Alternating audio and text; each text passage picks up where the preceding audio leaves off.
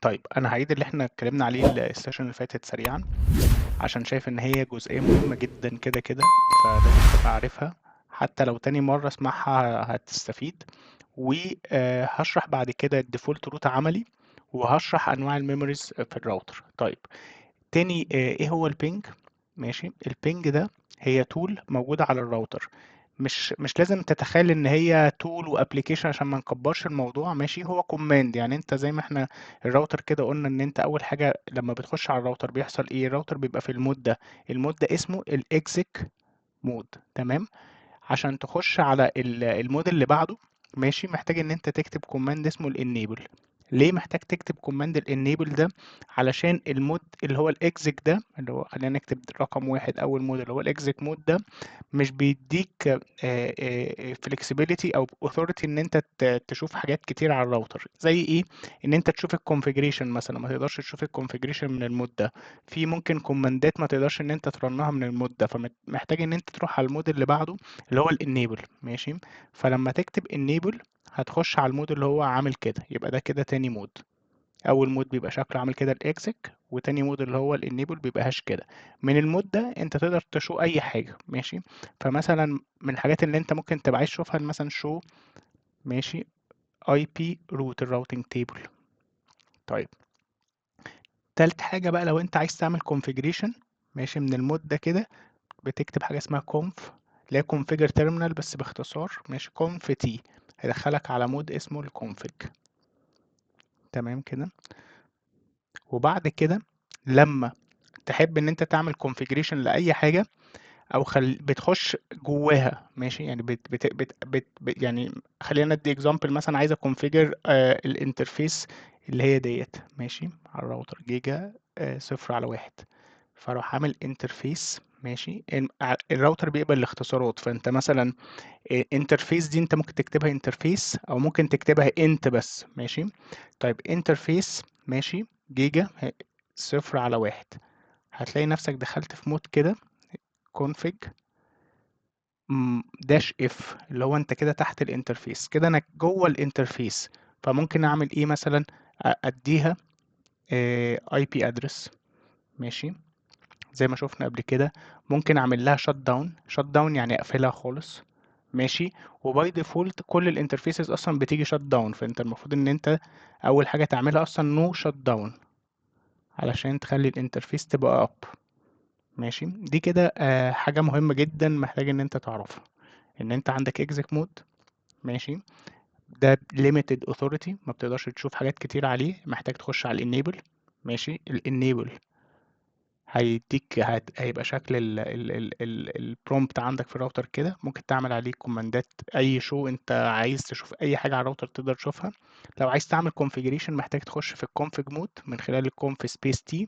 ولو عايز تكونفيجر بقى اي حاجه، عايز تكونفيجر او اس بي اف، عايز تكونفيجر انترفيس، محتاج تخش جوه المود بتاع الحاجه ديت. فمثلا لو انت عايز تكونفيجر زي ما قلنا الانترفيس دي، محتاج ان انت تخش انترفيس جيجا 0/1، وبعد كده تخش تديها بقى اي بي ادرس. ده اشهر حاجه انت ممكن تعملها على الراوتر، وممكن تخليها شت داون، تقفلها، او تعمل لها نو شت داون بحيث ان انت ايه تفتحها. طيب نرجع بقى للبينج. كل اللي انا بقوله ده عشان كنت اقول لك ايه هو البينج. البينج بقى من خلال الانيبل مود، وانت على الانيبل مود كده، ماشي، ممكن تعمل كوماند اسمه بينج. تمام، وتتست الكونكتيفيتي لاي حاجه. يعني انا مثلا هنا على الراوتر ده ممكن اكون عايز اتست الكونكتيفيتي على اللابتوب ده اللي هو 20002. هتعمل ايه؟ عايز اشوف هل الراوتر ده قادر يوصل ل 20002 ولا لا. هتكتب بينج، ماشي، سبيس، وتكتب هنا 20002. الراوتر هيعمل ايه؟ هيبعت خمسة بينجز، خمسة باكيتس. ماشي، ماشي، وهيستنى المفروض قد ايه؟ 5 ريبلاي. ما كل باكيت المفروض يبقى ليها ريبلاي. ويطلع لك كده ريزلت يقول لك انا بعت 5، ماشي، ووصل لي 5، او بعت 5 ووصل لي 3. افرض اللينك ده كان فيه مشكلة بيوقع باكيتس، ممكن الخمسة دول يتبعتوا يترد عليهم 3 بس. فانت ساعتها هتعرف ان الكونكتيفيتي من راوتر الصفر لللابتوب ده فيها مشكلة. طيب ده كده بخصوص البينج. في حاجة أنت محتاج بس تعرفها، البينج بيشتغل إزاي، الباكيتس دي اللي أنا كنت بقول عليها بتشتغل إزاي. ماشي. الباكيتس اللي أنا كنت بقول عليها دي هي عبارة عن باكيتس بتتبعت ببروتوكول اسمه الاي سي ام بي، انترنت كنترول مسجنج بروتوكول. طيب الاي سي ام بي ده بيشتغل في انهي لاير؟ هو لاير 3 بروتوكول. يعني ايه الكلام ده؟ ماشي. ارجع للاوس اي عشان انا مش هشرح الاوس اي، بس باختصار كده لما اقول لك ان ده لاير 3 المفروض ان انت هنا في لاير 4 صح كده اللي هي الترانسبورت، وتحتيها اللاير 3 ماشي اللي هي النتورك، وتحتيها اللاير 2 صح كده. لما اقول لك ان حاجه في اللاير 3 معنى كده ايه اللي هيحصل؟ ان هي هنا ماشي في اللاير 3 الاي سي ام بي ده هنا في اللاير 3 ماشي هينزل هينزل في ال هينزل في اللاير 3. يعني هو اصلا في اللاير 3 بس خلينا نقول في اول اللاير 3 كده هينزل ياخد اي بي ماشي، هينزل يشتغل عليه الاي بي بروتوكول. وارجع للاو سي اي عشان بس ما اقعدش اضيع وقت في الحته دي. ماشي. فلما يشتغل عليه الاي سي ام بي سوري الاي بي بروتوكول هيعمل ايه معاه؟ ماشي. الحته دي على فكره انت مش محتاج تفهمها قوي بس هي جميله، يعني لو فهمتها تبقى حاجه عظيمه جدا. طيب الاي سي ام بي ده بعت بينج صح، هيبعت مسج اسمها الايكو ريكويست ماشي. هيبعت ايكو ريكويست كده ماشي، ايكو ريكويست ادي كده الايكو ريكويست وينزلها على الاي بي. الاي بي هيعمل ايه؟ سورس اي بي وديستنيشن اي بي ماشي. يعني تخيل كده الراوتر ده لما يجي عايز يعمل بينج لل20002 هيختار اي بي على الراوتر وليكن مثلا الاي بي بتاع الانترفيس دي ماشي. انا مش عارف ايه هي دلوقتي عشان احنا مش عاملين لها configuration، مش خلينا نقول نسميها اكس. والديستنيشن اي بي هيبقى 20002 اللي هو الاي بي بتاع اللابتوب ده. يبقى كده الباكت دي تنزل بعد كده اللاير 2 بقى تاخد الماكات والحاجات دي وتتبعت لللابتوب. اللابتوب هيجي يفكها لاير 2 الاول ملناش دعوه بيها دلوقتي، بعد كده يبص يلاقي الديستنيشن اي بي 20002 وبعد كده يفتح الباكت عشان هو الاي بي الديستنيشن دوت هيلاقي اه ده ايكو ريكويست، يروح رادد بايكو ريبلاي ويعمل بقى نفس البروسيس. هيبقى السورس اي بي بقى في الرد الاي بي دوت والديستنيشن اي بي الراوتر ويبعتها. ده كده باختصار البينج. طيب تاني تول مهمة جدا هي التريس روت ماشي. التريس روت دي فكرتها ايه؟ ان انت عايز تعرف الباث ما بين يعني الباث ما بين اي جهازين. وليكن مثلا خلينا ناخد الجهاز ده دلوقتي ماشي والجهاز ده، عايز تعرف انت الباث ما بين 10002 ل 20002. فهتعمل ايه؟ هتيجي على الكمبيوتر ده تكتب تريس روت ماشي، تريس وار تي هي كلمه واحده. كله انا اللي انا بقولهم لك دول دي حاجات ملهاش دعوه بالراوتر، يعني دي اصلا كونسبتس اي تي. فمعنى ان هي كونسبت اي تي ان اي جهاز في الدنيا يقدر يستخدم التو تولز دول البينج والتريس روت، سواء بقى ويندوز سواء لينكس سواء انت على راوتر سواء انت على سويتش سواء انت على سيرفر براحتك بقى تماما ماشي. طيب فانت هنا دي هيبقى ويندوز ماشين، بس الاختلاف ان الكوماند ممكن يبقى اسمه مختلف. يعني مثلا في الويندوز هو تريس روت كده بالشكل ده، على الراوتر هو لو هتكتب الكوماند هتكتب تريس وبعد كده سبيس روت ماشي. طيب فانت هنا على اللابتوب ده هتستخدم عايز تعمل التريس روت ليه على اللابتوب ده عشان تعرف الباث من اللابتوب ده لحد اللابتوب ده. فتكتب تريس ار تي عشان دي ويندوز ماشين. قلنا لو راوتر هتكتب تريس سبيس روت وتحط الاي بي اللي هو 20002. تمام. معنى كده ايه؟ ان انت بتقول للراوتر ده سوري للويندوز ماشين دي ابعتي تريس روت باكيت لللابتوب ده عشان وعايز اعرف الباث عامل ازاي. هيطلع لك اوتبوت بالمنظر ده ماشي. يعني وانت على الويندوز ماشين هيقول لك خلي بالك اول هوب كانت راوتر 0، تاني هوب كانت راوتر 1، وتالت هوب احنا وصلنا لللابتوب. فانت كده عرفت الباث بتاعك في كام راوتر في السكة ماشي. طب ال الكلام ده بيشتغل ازاي عشان تقدر ان انت تعرف في كام راوتر في السكة؟ بيشتغل بان هو بيبعت باكيت ماشي، بيبعت باكيت، بيبعت الباكيت دي بتي تي ال بتي تي ال معين. طيب ايه التي تي ال؟ عشان كان في حد قبل كده قال لي الناس متلخبطه ان البينج والتريس روت والتي تي ال فاكرينهم 3 حاجات. لا، هو البينج ده عشان نتست الريتشابيليتي ماشي اصلا، ونشوف الباث ده اصلا فيه باكيت لوس، فيه مشكله ولا لا. لو بعت 5 او 20 بينج، الخمسه دي اللي هي الديفولت، ممكن تبعت 20 بينج. 20 بينج يعني 20 ايكو ريكويست. لو جالي مثلا 20 ريبلاي يبقى كده الباث ده تمام. لو جالي 15 يبقى كده انا عرفت ان في 5 وقعوا، يبقى كده في مشكلة في الباث ده ماشي، ما بين الجهازين يعني. وبرضه خلي بالك من الحاجات اللطيفة في البينج، ان هو بيقول لك الديلي قد ايه. يعني بيقول لك انا بعت الريكوست ده وترد عليا في خلال 5 ثواني، او ترد عليا في خلال 5 ملي سكند، او ترد عليا في خلال 100 ملي سكند. فبتعرف الليتنسي او الديلي من عندك لحد الديستنيشن اللي انت رايح له ده قد ايه. التريس روت زي ما قلنا لا، مختلف. ليه؟ لان هو بيقول لك الباث عامل فيه رواتر ايه في السكه. طيب بيشتغل ازاي؟ هي دي بقى النقطه بتاعت التي تي ال اللي انا عايز اقولها. التي تي ال دي حاجه مهمه جدا. تفتكر هنا قلنا ان انت الاي بي ماشي بروتوكول بيعمل ايه؟ بياخد اللي جاي له من البروتوكول اللي فوقيه ماشي. كان ساعتها الاي سي ام بي، ممكن يبقى التي سي بي، ممكن يبقى يو دي بي، ايا كان، ويبتدي يديله سورس اي بي ويديله ديستنيشن اي بي. صح كده؟ في حاجه ثالثه هو بيدي حاجه اسمها التي تي ال. انا ما قلتش عليها ماشي. هو عشان ما كناش محتاجين نقول عليها ساعتها. ايه التي تي ال دي؟ التي تي ال دي باختصار آه آه آه آه رقم ماشي، بتاخده باي ديفولت. الباكت دي هو الديفولت ان انت تاخد 255 ماشي. وكل راوتر ماشي، خلينا بس ارسمها هنا. تخيل ان انت عندك هنا راوتر واصل براوتر، واصل براوتر تالت، واصل براوتر رابع ماشي. لو انت بعت هنا باكت، اللابتوب بتاعك بعت باكت بتي تي ال 255 زي ما قلنا، ايه اللي بيحصل؟ اول راوتر ده هينقص منها 1 ماشي، فهتبقى 254 ويروح باعتها للراوتر اللي بعده. كل راوتر بيستقبل الباكت دي بينقص من التي تي ال 1. فده هيبقى مثلا هتجيله 254، هينقص 1 ويبعتها 253. ده هيبعتها للي بعده 252. ليه أصلا بنعمل الموضوع ده؟ علشان لو في ما بين الراوترين معينين في لوب ماشي. يعني ايه لوب؟ ان انت مثلا الراوتر ده شايف ان الديستنيشن اي بي المفروض يتبعت للراوتر ده، بينما الراوتر ده شايف ان بدل ما كان المفروض الديستنيشن اي بي يراوت الترافيك الناحيه دي، هو بعته تاني للراوتر ده. فالاتنين بيقعدوا يبعتوا لبعض نتيجه ميس كونفيجريشن في الراوتنج. فهنقعد نلف كده للما لا نهايه. الباكت دي هتجنن الراوترين، هتقعد تلف كده ما لا نهايه. فمن هنا جت فكره التي تي ال، اللي هي تايم تو ليف. الباكت دي هتليف قد ايه؟ هتليف قد ايه ازاي؟ بان انا كل ما الراوتر يعدي عليه الباكت دي نقص 1 لحد ما توصل 0. يعني التي تي ال دي لما توصل 0 الباكت يوقع، الراوتر يوقعها تمام.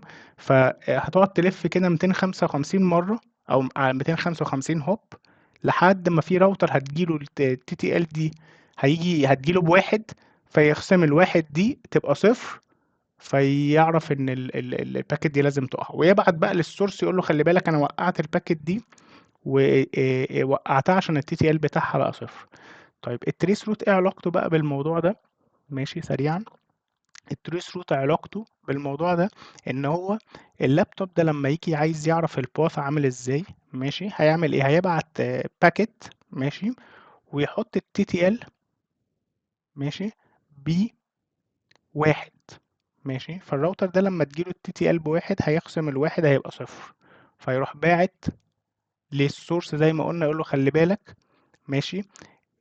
the router stop the packet. الحته دي لما التي تي ال تبقى بصفر الراوتر بيستوب الباكيت وبيبعت باك اي سي ام بي مسج يقول ايه تايم اكسيدد للسندر. فهو ده اللي هيحصل بالظبط. الراجل ده لما تجيله الباكيت بتي تي ال 1 هيخصم الواحد هيخليه 0، واول ما يبقى 0 هيبعت للسندر يقول له خلي بالك انا التايم اكسيدد للباكيت دي.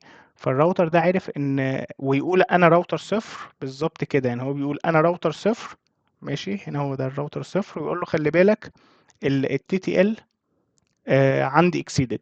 فكده الراوتر ده هيسجل عنده ماشي ان اول هوب هي راوتر 0. يبعت المرة دي TTL، يبعت باكت تاني يبعتها ب2، فالراجل ده هينقص واحد، بقت واحد، ويبعتها للراوتر اللي بعده.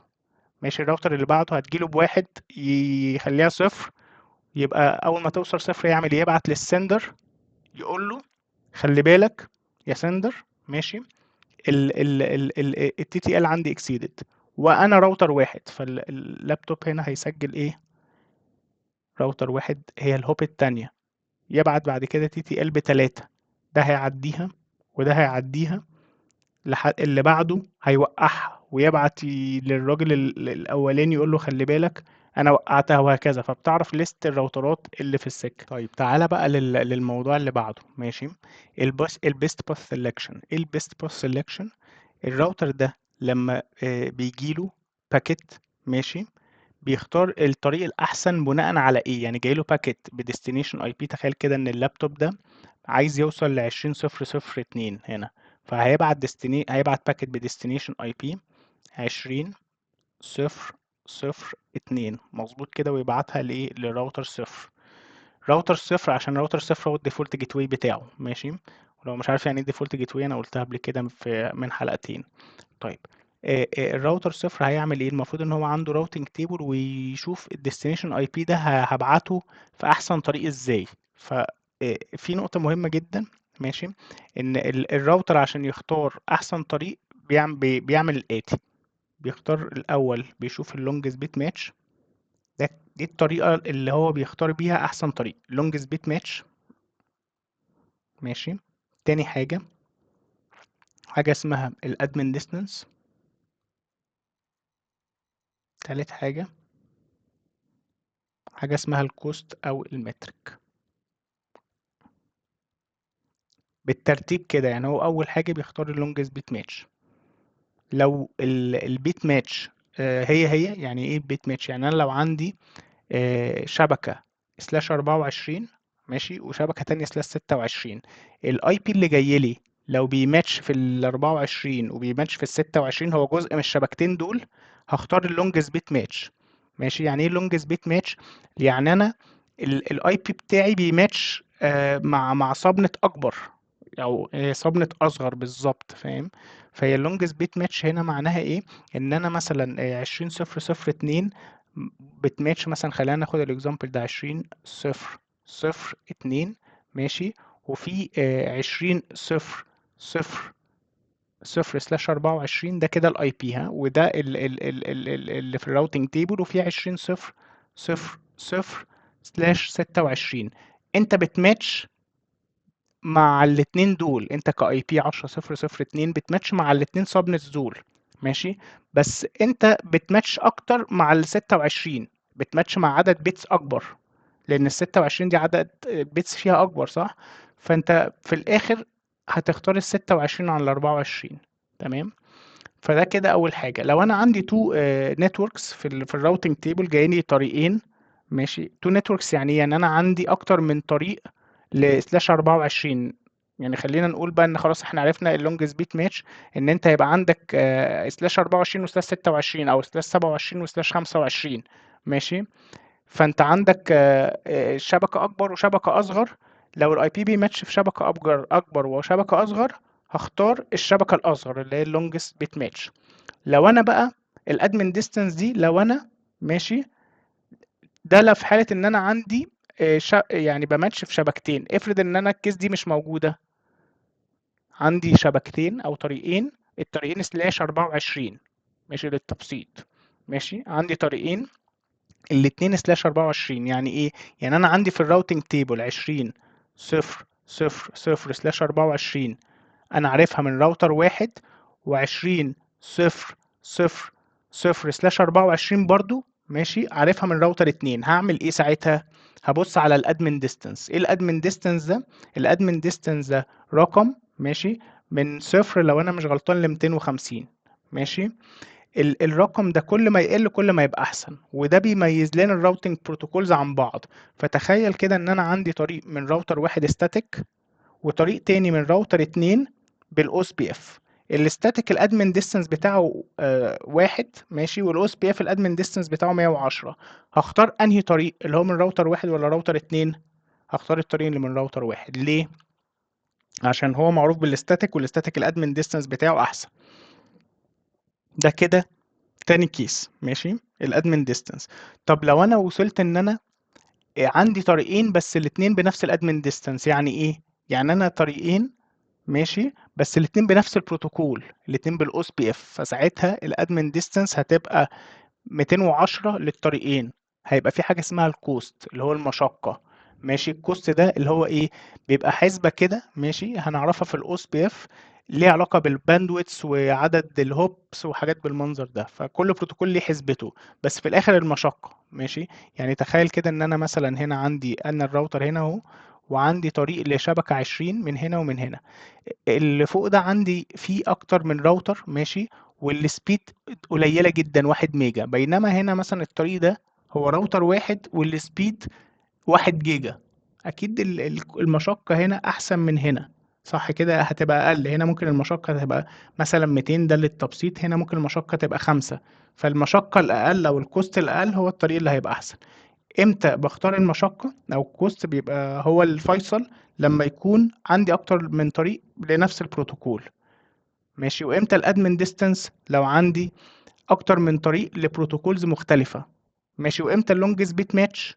ماشي، اللي هي اول حاجة اصلا ان انا بماتش كاي بي في اكتر من سبنت، فبشوف السبنت اللي هي الاصغر، ماشي، اللي هي اللونجست بيت ماتش. طب تعالى نشوف الكلام ده هنا بشكل نظري، والعملي بقى في السيشن اللي فاتت ارجعوا للعملي. بشكل نظري هنا، لو انا يعني في الدياجرام ده عشان اشرحه كده للتبسيط، عندي هنا راوتر صفر، عندي راوتر اتنين وراوتر واحد، مظبوط كده. راوتر صفر ده ماشي، عنده طريق ل20.0.0.24 من راوتر واحد، وعنده طريق ل20.0.0.0 من راوتر اتنين، ماشي، بالاوس بي اف. فهيبقى عنده في الراوتنج تيبل الاتي، ماشي. الراوتنج تيبل بتاعه هيبقى كده، ماشي. عندي طريق 20.0.0/24 من راوتر واحد، و20، ده الراوتنج تيبل، ماشي. 20.0.0/26 من راوتر اتنين. اللابتوب ده بعد ديستنيشن اي بي 20.0.0.2 وصلت للراوتر. الراوتر هيبص على الراوتنج تيبل باللي احنا كنا لسه بنقوله. الراوتر هيختار انهي طريق بصرف النظر بقى عن الراوتنج بروتوكول دلوقتي. اللي فوق ده معروف بالاستاتيك، واللي تحت ده معروف بالاو اس بي اف. بصرف النظر عن الراوتنج بروتوكول مش هبص عليه ساعتها، هبص على اللونجست بيت ماتش. لو انا الاي بي ده بيماتش في التو سابنتس دي، ساعتها الطريق اللي هو من راوتر اتنين هو اللي هيبقى افضل. وارجع بقى للعملي، هتلاقي ان انا لما جيت عملت بينج ل 20.0.0.2 اللي هي واصله من خلال راوتر اتنين، البينج وصل والتريس روت كان ماشي بالمنظر ده. طيب الحاجة التانية ايه، او الحالة التانية ايه؟ اللي هي الادمن ديستانس. الادمن ديستانس دي في حالة ان انا عندي طريقين لنفس الشبكة اللي هي 20.0.0/24.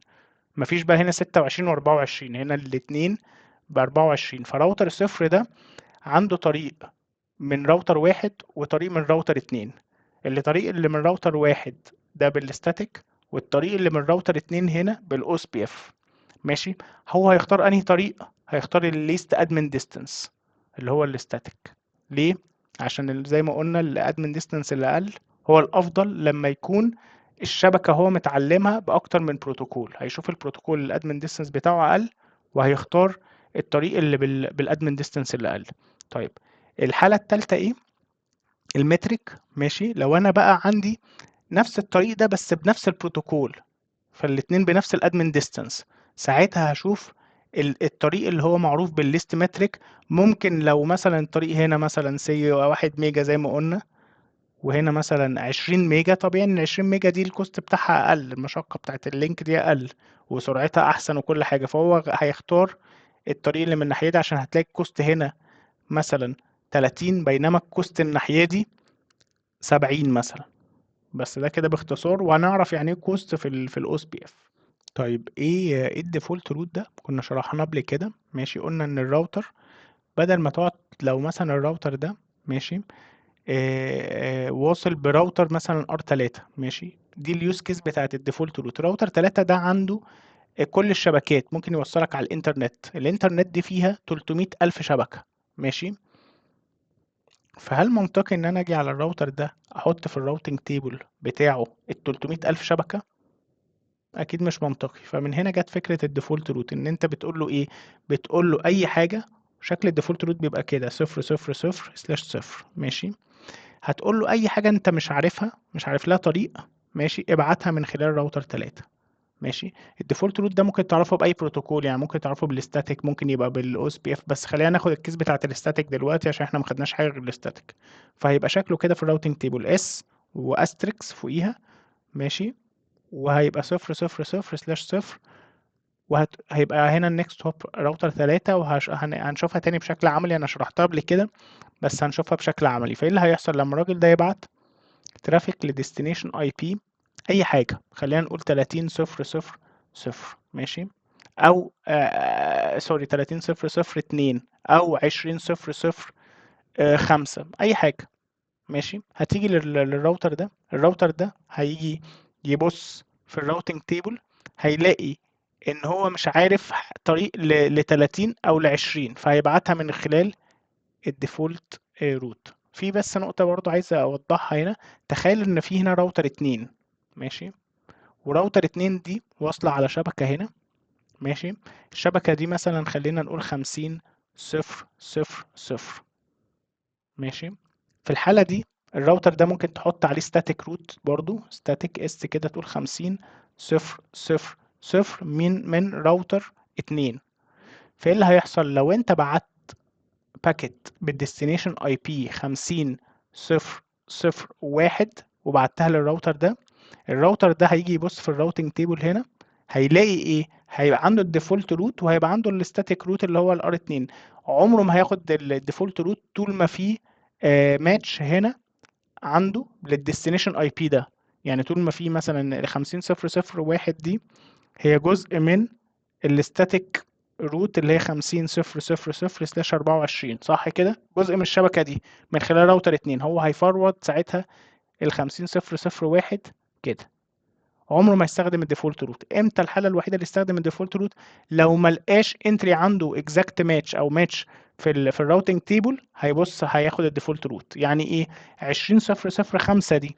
لما يجي يبص على الراوتنج تيبل في اي حاجه هنا ليها علاقه ب 20، لا، هو مش لاقي 20 اصلا. فهيعمل ايه؟ ساعتها هيبعت الترافيك زي ما الديفولت روت هيقول له من خلال راوتر 3. ده كده فكره الديفولت روت. تعال ناخد بس في حاجه تانية اسمها الميموري. ايه انواع الميموريز؟ في كذا نوع للميموري، انا عايزك بس تعرف اتنين: الرام والام في رام. ماشي. الرام دي هي ميموري على الراوتر. ماشي. بيتخزن فيها الكونفيجريشن. ماشي. الرننج. ماشي. حاجه اسمها الرننج كونفيجريشن وهشرحها لك دلوقتي. بينما الام في رام دي بتبقى بيتخزن عليها كونفيجريشن اسمها الستارت اب كونفيجريشن. ماشي. يعني ايه الكلام ده؟ يعني انا دلوقتي انا هنا على الراوتر، قلنا انا في الانيبل مود، عايز اعمل كونفيجريشن. هعمل ايه؟ هخش على الكونف تي. ماشي. هبقى في الكونفيج مود، صح كده؟ زي ما قلنا السلايد اللي فاتت.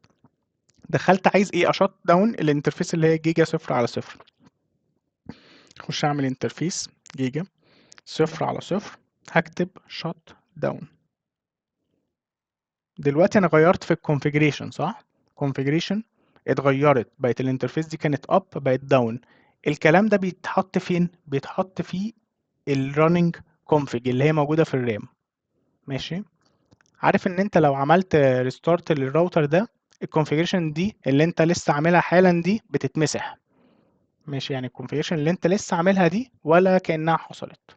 ماشي. ليه؟ لان الرام ما بتسيفش الكونفيجريشن. يعني انت الرام لو عمل ريستارت الراوتر كل حاجه كانت عليها بتطير. ماشي.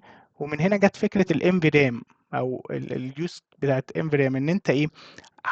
انت المفروض اللي عايز تخلي الكونفيجريشن اللي موجوده هنا اللي في الرننج، عايز تخليها لما الراوتر يتعمل له ريستارت تفضل موجوده. بتنقل الرننج كونفيجريشن دي على حاجه اسمها الستارت اب كونفيجريشن. ماشي. الستارت اب كونفيجريشن دي بتبقى موجوده في الام في رام. ماشي. الام في رام دي لو عملت ريستارت للراوتر الكونفيجريشن بتاعتها ما بتتمسحش. طب تعالى اقول لك الكلام اللي انا قلته ده بشكل تاني عشان ما تتلخبطش. ماشي. طيب الراوتر لما بيقوم، ماشي، بيقوم بياخد الكونفيجريشن بتاعته من فايل اسمه الستارت اب كونفيجريشن. ماشي. الستارت اب كونفيجريشن ده موجود في الام في رام، ده اللي موجود فيه اخر كونفيجريشن كانت موجوده على الراوتر، انت مسيفها. ماشي.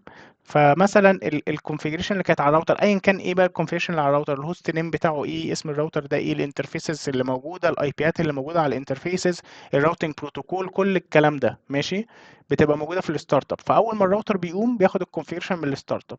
ماشي. مستر الستارت اب دي ايه، ان هي موجوده في الام في رام، الام في رام ده لو الراوتر اتقفل اتفتح بيفضل مخلي الكونفيجريشن دي محافظ عليها. ماشي. فانت اول حاجه الراوتر بيلود الكونفيجريشن بتاعته من الستارت اب اللي هي موجوده في الام في رام.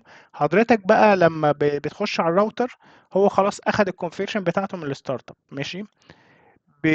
حضرتك جيت رحت ايه مغير شويه في الكونفيجريشن، كل التغييرات اللي انت عملتها دي بتتسيف في حاجه اسمها الرننج كونفيجريشن. ماشي. فخليني كده برضو اقولها لك تاني. ماشي. ان انت دلوقتي لما الراوتر قام اخد الكونفيجريشن من الستارت اب. ماشي. الستارت اب دي اللي هي مسيبه في الام في رام، ودي رام ما بتتمسحش. بقت الكونفيجريشن في الستارت اللي في الستارت اب الراوتر اخدها وبياخدها بيرميها في الرننج، ويبتدي يبص عليها من الرننج، بيبص على الكونفيجريشن بتاعته من الرننج.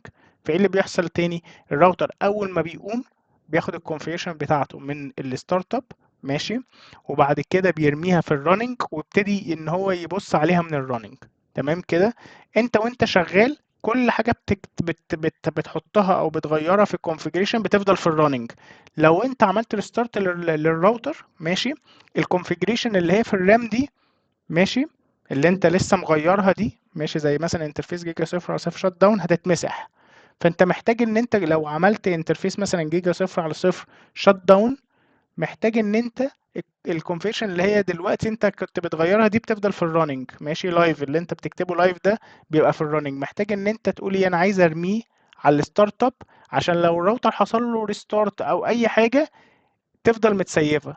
الكوماند اللي هو بينقل لك الكونفيجريشن من الرننج للستارت اب اسمه كوبي ران ستارت، من اسمه كده كوبي اللي في الرن حط في الستارت. فانا هنا رحت حاطط 100,000 كونفيجريشن وكوماندات وبتاع ومش عارف ايه، كل ده بيفضل في الرننج. لو الراوتر اتعمل له ريستارت سلام. عايز تخلي الكونفيجريشن اللي في الرننج تروح في الستارت اب بحيث ان انت لو عملت ريستارت للكونفيجريشن تفضل متسيفه والراوتر يلودها المره الجايه لما يعمل ريستارت ما تضيعش، محتاج تعمل كوماند اسمه كوبي ران ستارت. فهيحصل ايه، كل الكونفيجريشن اللي هي كانت في الرننج انت زودتها ماشي على الستارت اب، كل الكونفيجريشن اللي انت زودتها دي ماشي هتروح على الستارت اب. فالراوتر دلوقتي لو عملت له ريستارت ماشي وقام من اول وجديد هيحصل ايه، هياخد الكونفيجريشن اللي في ستارت اب اللي هي اخر كونفيجريشن انت كنت مقضيتها بس، ويحطها في الرننج ماشي، ويبص على الكونفيجريشن وهو شغال دايما من الرننج.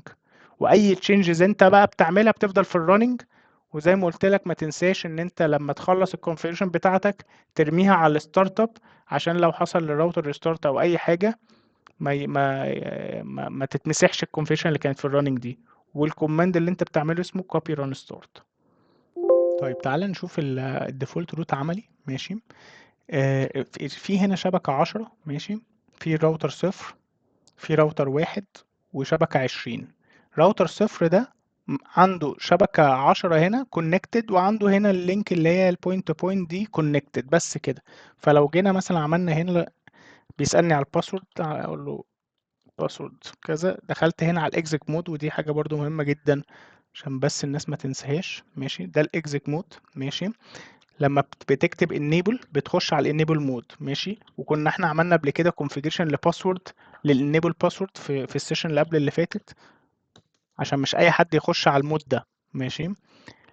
ممكن يبقى المود ده مفتوح يعني تكتب enable تخش على طول، او ممكن تحط باسورد بحيث ان مش اي حد يقدر يخش على المود ده. دخلت انا كده على راوتر صفر. ماشي. طيب انا دلوقتي على راوتر صفر عايز اشوف الراوتنج تيبل، هعمل ايه، شو اي بي روت. ماشي. الراوتنج تيبل فيه اتنين كونكتد، اللي هي النتورك اللي هي البوينت تو بوينت اللي هي سلاش 30 لسه كنت بقول عليها، والنتورك اللي هي 10.0.0.0 سلاش 24 اللي هي اللان على جيجا صفر على واحد. طيب الراوتر ده ما عندوش اي طريقه ل الشبكه اللي هي 20. فانا مثلا لو انا على الجهاز ده كده ماشي، الجهاز ده عشان بس تبقى انت فاهم هو واخد اي بي 10.0.0.2 ماشي، والجيت واي بتاعه 10001 اللي هو الراوتر. ماشي، هاجي عليه كده. ماشي، واقول هو ويندوز، فهفتح السي ام دي. ماشي، واروح كاتب بينج. احنا اتفقنا البينج دي تول او كوماند بتحطه على اي حاجه، راوتر، ويندوز، لينكس، يعني دي حاجه مش سيسكو بس. فهتكتب بينج، انا عايز ان انا بينج ايه، عايز ابينج الجهاز ده الاي بي بتاعه. ماشي، 20.0.0.2. ماشي، فانا عايز ان انا ايه ابينج الجهاز ده. ماشي، فاروح اعمل كده بينج 20.0.0.2. قال لي ايه الديستنيشن مش ريتشبل، انا مش عارف اوصل له. الراوتر ده بيقول لك انا مش عارف destination host unreachable، انا مش عارف اوصل للشبكه دي. طب عشان تخلي الجهاز ده يوصل للشبكه دي هتعمل ايه؟ محتاج تحط default root.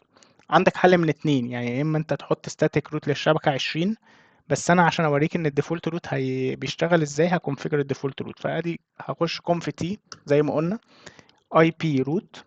ماشي، 0.0.0.0.0.0.0. ده شكل الديفولت روت. لما بتكونفيجر ديفولت روت بتحط النتورك ادرس 4 اصفار والسبنت ماسك 4 اصفار. ماشي، وبعد كده احط النكست هوب اللي هي 1.1.1.2 اللي هي الراوتر اللي قدامي. انتر. ماشي، اكزit، واعمل شو اي بي روت تاني. بقى عندي زي ما انت شايف اس استريكت كده، ادي الديفولت روت. ماشي، من نكست هوب 1.1.1.2. تعال نشوف الراوتر ده هيعرف يبينج دلوقتي ولا لا.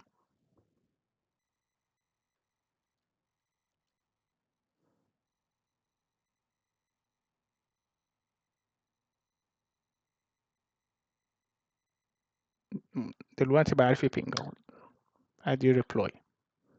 الويندوز بيبعت 4 مسجز على فكرة، زي ما انتم شايفين كده، دي 4. السيسكو بيبعت 5 مسجز. وزي ما انت شايف على فكرة هنا بيقول لك ايه التايم، اللي هو عشان بيقول لك الديلي دي بيقول لك less than 1 ملي سكند. هتلاقي هنا بيقول لك less than 1 ملي سكند، انا بعت 4 ووصل لي 4. ده كده فكرة الديفولت روت. عايز اوريك الستارت اب والرننج. ماشي، بص الرننج بتتشاف ازاي. شو ستارت اب config داش config، ده بيجيب لك الستارت اب config. لو عملت انتر كده بيجيب لك كل الكونفيجريشن اللي موجوده على الراوتر. ماشي، عايز بس اوريك حاجه سطر واحد. الراوتر ده الهوست نيم بتاعه راوتر 0. ماشي، لو انا عايز اغير الاسم بتاع الراوتر هكتب هوست نيم. ماشي، هسميه اكس واي زد.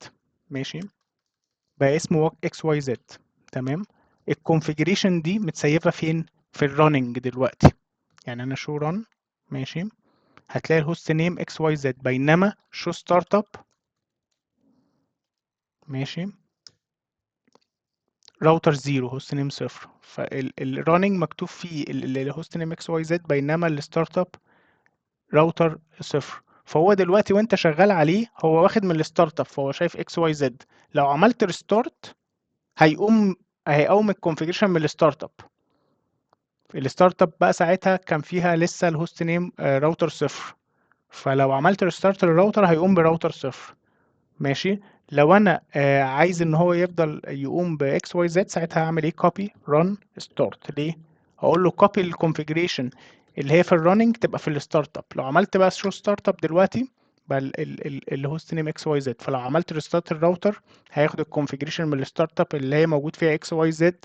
كده يبقى كده مظبوط وتمام.